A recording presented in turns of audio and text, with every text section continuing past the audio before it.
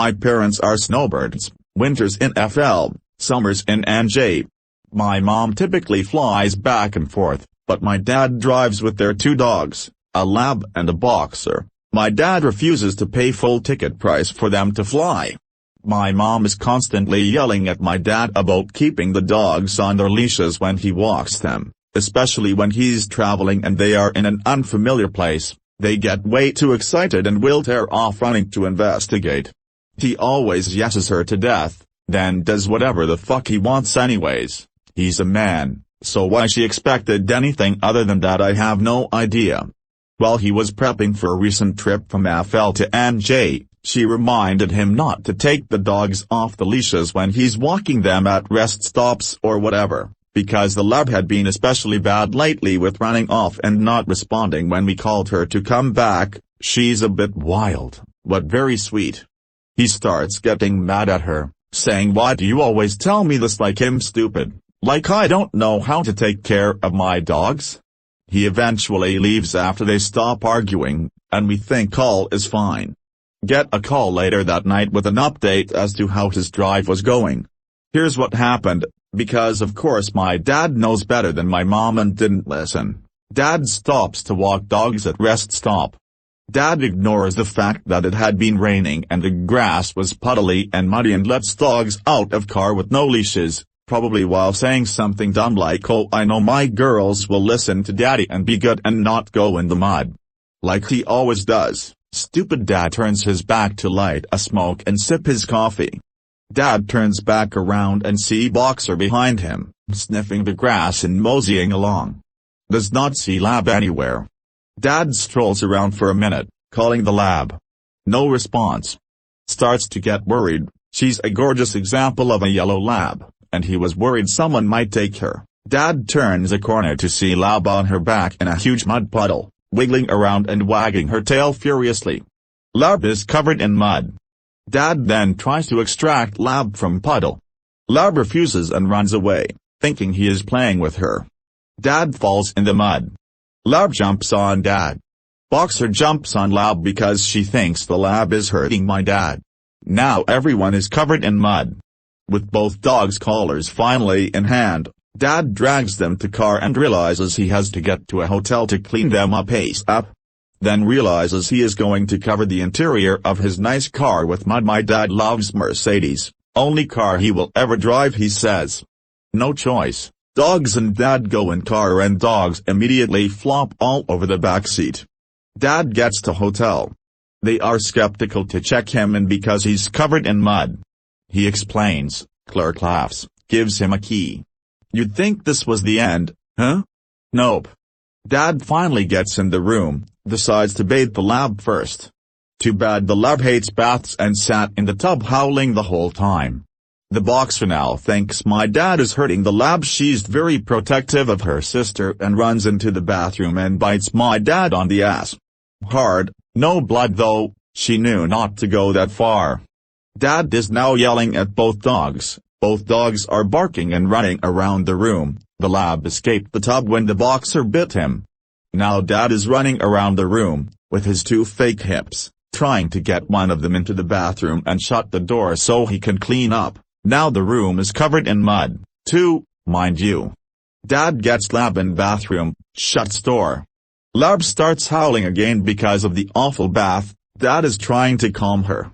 Now Boxer is howling in the bedroom because she thinks my dad abandoned her. She has a bit of separation anxiety. Phone rings. Hotel management. Is everything okay?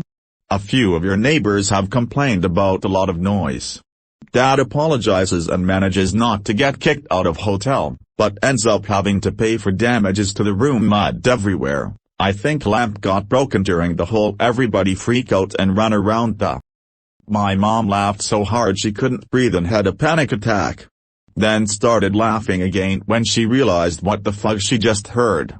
I have never stopped giving him shit for this, but he did admit that mom was right and from now on he would listen to her about the dogs only. He says he's right about everything else. My friends and I kept this story under wraps for several years, but since it's been out in the open, it is requested all the time. Myself and two other male friends were vacationing in Cancun one spring. It was our second day there and we had been into the tequila and infamous, all-inclusive hotel food, all day. Stuffed from tacos, hot dogs, and undercooked burgers for the last 4 meals. That night the three of us were out at a club when Nathan had to leave because he was too drunk. So, he took a cab back to the hotel while we stayed.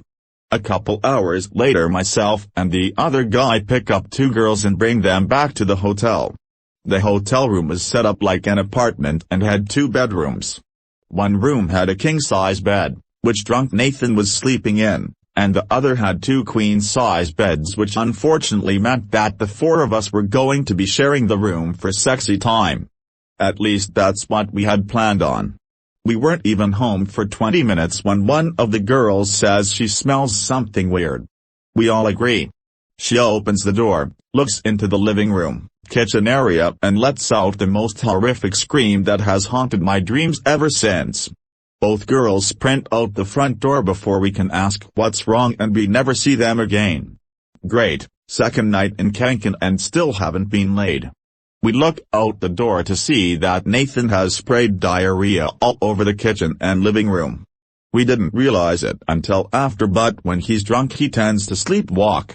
If you have ever seen Dumb and Dumberer, it was like that bathroom scene where Lloyd rubs the chocolate bar everywhere. There was shit on both couches, the kitchen counter, the kitchen chairs, even on some of clothes that had been sitting out. Awesome. A quick disaster scene analysis led me to believe that Nathan thought a bar stool was the toilet, so he sat down on it and emptied his colon. After that he just wandered around drunk and asleep, dripping semi-liquid shit all along the way. We barricaded ourselves in the other room and dealt with the entire cleaning staff and hotel management in the morning. I was at the mall around Christmas time of '08. Waiting for my sister to get one of those Simon debit cards at a kiosk nearby. Santa was downstairs doing a Pics with Pets promotional thing, so every once in a while people would walk in with their pups.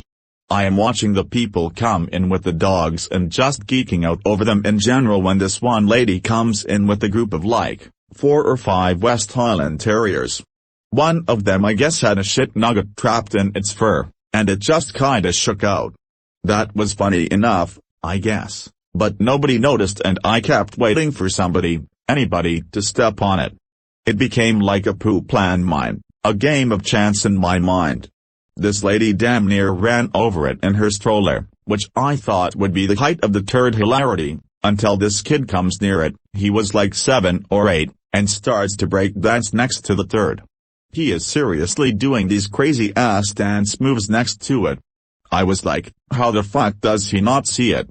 At this point my sister comes over and wanted to go, so I point to the shit and she immediately understands. Not 10 seconds later, this dude in a nice ass suit is shoving past this old lady and bam, karma. He slips in the shit, does a fucking Scooby-Doo slide about 10 feet and falls backwards. I have never laughed so hard in my life.